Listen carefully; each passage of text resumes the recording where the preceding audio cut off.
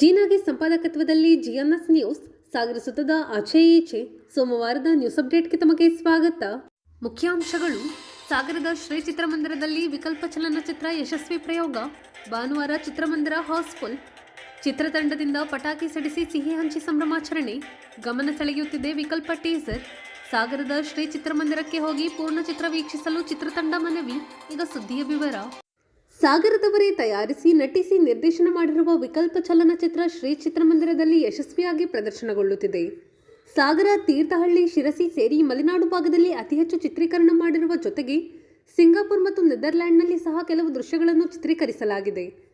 ಇಂದಿರಾ ಶಿವಸ್ವಾಮಿ ನಿರ್ಮಿಸಿರುವ ವಿಕಲ್ಪ ಚಲನಚಿತ್ರ ಮಾನಸಿಕ ಸ್ಥಿತಿಗತಿಗೆ ಸಂಬಂಧಿಸಿದಂತೆ ನಾಯಕ ನಟನ ಸುತ್ತ ನಡೆಯುತ್ತದೆ.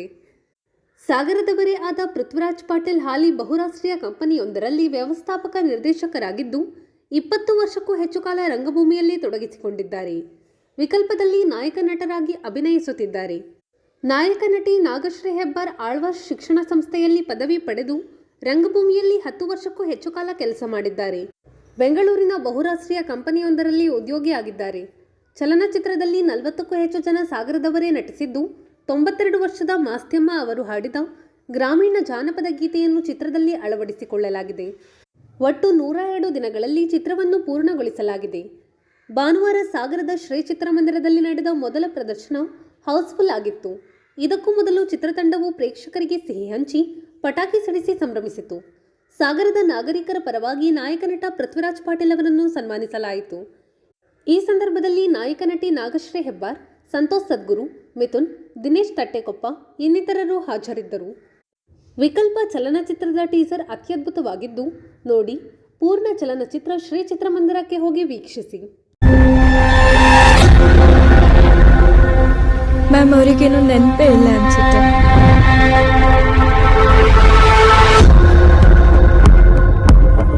ಇವಾಗ್ಲೂ ಏನಾದ್ರೂ ಅದೇ ತರ ಅನುಭವ?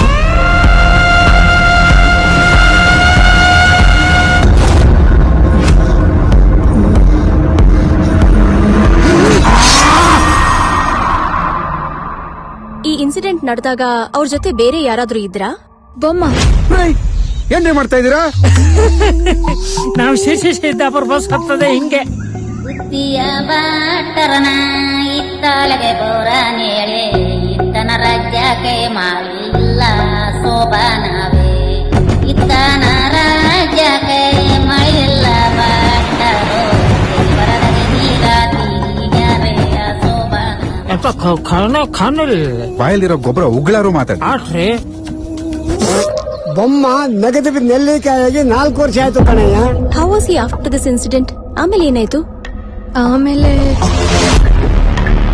ಅದು ನನ್ನ ಜೊತೆಗೆ ಇದೆ. I have a feeling of being watch right now. ಹೌದಾ?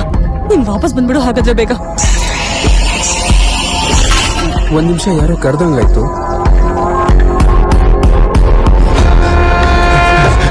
He's in very sensitive state of mind. I don't know how he'll take it.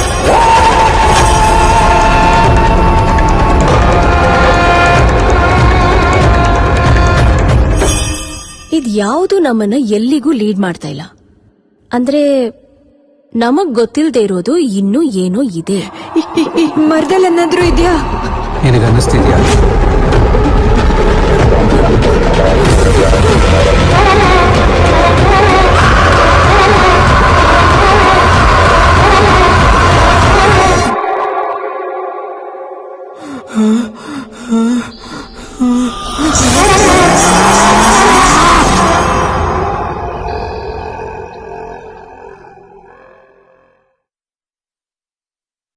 ಇದು ಸೋಮವಾರದ ಸಮಗ್ರ ಸುದ್ದಿ. ನಿರಂತರ ಸುದ್ದಿಗಾಗಿ ನೋಡ್ತಾ ಇರಿ ಜಿಎನ್ಎಸ್ ನ್ಯೂಸ್.